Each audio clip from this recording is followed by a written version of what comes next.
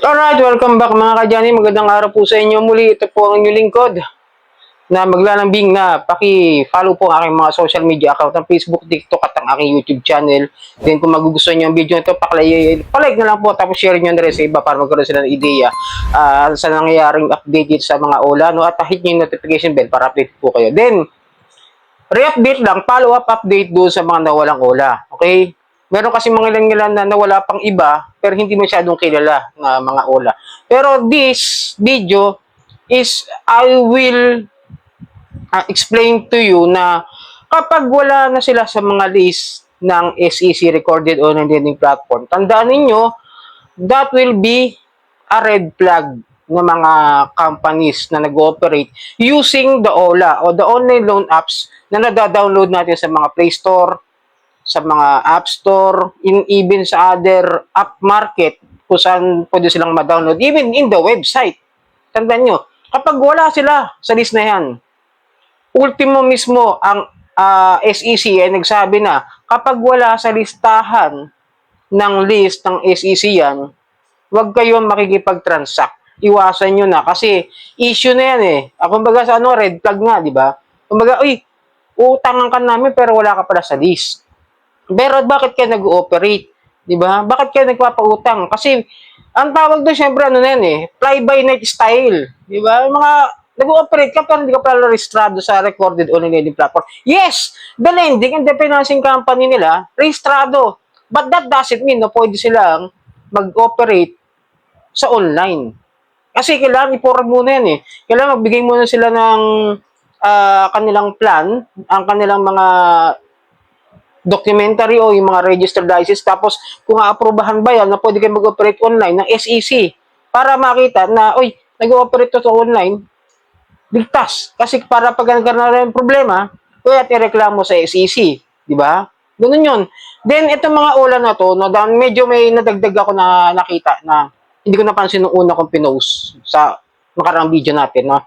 May nadagdag na ola, na kung saan yung ola na yun is pinagtanong, napansin ko rin, yung may pera, yung Lucky Shell Fintech, yun yata yung lending company. Nawala rin siya. Nawala rin siya sa Play Store. Hindi ko lang kung nawala siya sa App Store. Pero sa Play Store rin ako wala eh. Pero nada-download ko siya sa website. Pwede siya download sa mga website. Search nyo lang may pera. Pero wala na po siya.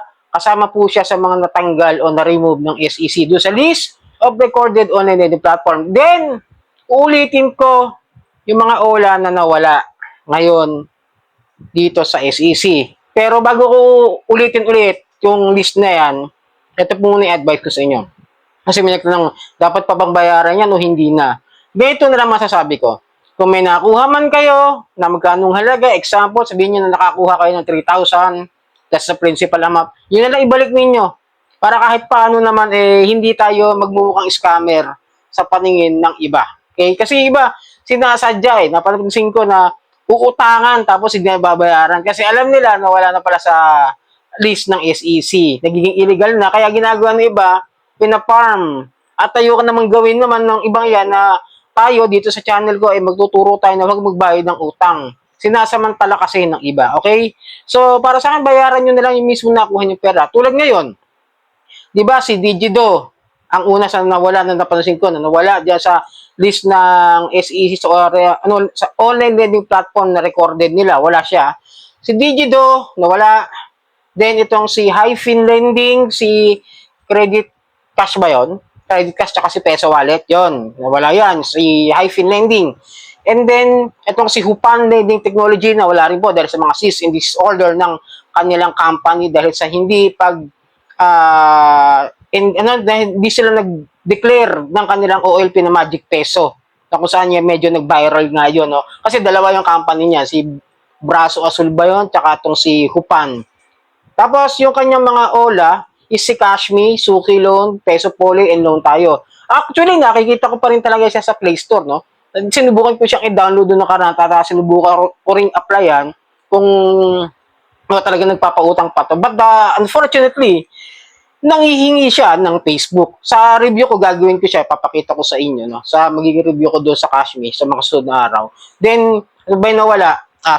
Yung sa Digido, ulitin ko Digido, Credit Cash, Peso Wallet, Then yun nga si Cashme, Suki Loan, Peso Poly, at saka si Loan Tayo, at saka si Magic Peso. Wala po yan dyan. Tapos si May Pera, nadagdag po yun. At yung si Surety Cash. Okay? Yung Surety Cash na medyo may issue nga. At nag-ooperate pa rin na matagal, na kahit matagal na na-revoke ng February pa, tapos meron pa yung meron pa yung cease and desist order pa na nakapending din sa kanila. Na may cases pa yan na nakasampa sa korte sa pagkakaalam ko. Di ba? Tigas ng ulo. Yan sinasabi ko sa inyo, no? At ulitin ko nga pala, kung ano man po yung mga nabanggit ko dito sa video ito ng mga OLA na nawala, yun lang po. Baka may magtanong nga naman po sa comment section na, Sir, si nawala po ba? Nawala ba sa ganito? Nawala ba sa ganyan? May kaso ba sa ganito? Yun lang po yung muna yung may update ko sa inyo kasi wala pa namang bagong update. Yun lang po. Kung ano lang yung binanggit ko, yun lang po yung ating mga nakita na nawala sa SEC. Ngayon, yung ibang mga abusive OLAs, nandoon pa rin sa lang. Tapos wala rin yung nila yung parang pending cases na may asterisk. Di ko alam kung bakit. Siguro nagmi-meeting pa sila para do sa mga iba pang magiging pagbabago ng proseso ng list ng kanilang recorded online platform, no? So, payo ko sa inyo, no, na kadyani, kapag kayo nakakaharap ng mga ganitong klaseng problema sa mga OLA na nawawala, tapos hindi nyo alam kung paano nyo pa ma-access. Kasi yung iba dyan, na utangan, nahiraman, nung mga panahon na may issue sila ng cease and desist order, di ba? I will advise na bayaran nyo na lang yung kapital. Ulitin ko yun. Kasi, tandaan nyo, utang ay utang. Makahiram ko yan, nag-ooperate sila, pinipilit na mag-ooperate na hindi naman dapat. Dahil nga, illegal yung ginagawa nila. Dahil may utos ang SEC na huwag kayo mag-ooperate, lalo na dito sa Cashme, dito sa Hupan, tsaka sa Haipin. Hindi ito paninirang puri para doon sa mga korporasyon na yan. Kundi paglilinaw lamang at nakita ko sa mga balita na yung mga yan nga ay mga may issue doon sa balita na kung pag wala sa SEC, bigay ko sa inyo yung link sa description ng news ng Channel 5 about that, yung 108 na lending under observation ng SEC, okay? Yung mga natitira under observation pa rin, under investigation pa rin yung mga yan. Kaya, wag tayong basta-basta mangungutang lang.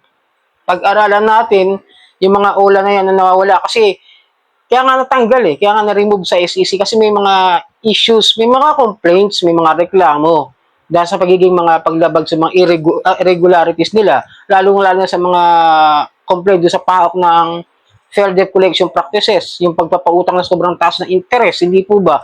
Kaya nga sabi ko sa inyo, wag basta-basta mangungutang kung ayaw nyo masira yung inyong mga tawag doon, yung inyong dignidad, yung inyong pagkatao. Kasi kayang-kaya na mga yan na sirain yung inyong pagkatao, lalong-lalo sa mga contacts niyo. Lalong-lalo na dyan sa mga social media account, pag binibigay natin, yung pagbibigay natin ng mga info. Diba? Kaya nila sirain, kaya nila babuyin yung mga yan. Kaya, I will advise na kung hindi naman kailangan ng pera, just in case, doon na lang kayo mangutang sa mga talagang as in legit, like the Tala and Bilis, yung mga walang issue talaga ng mga OLA. Unlike doon sa iba na ang taas ng kanang interest, kaya pang sirain yung pagkatao ninyo. So yun, sana nakatulong ang video ito. Muli, maglalambing ako sa inyo na pakipalo po ang aking mga social media account, ang Facebook, TikTok at ang aking YouTube channel. Maraming po salamat.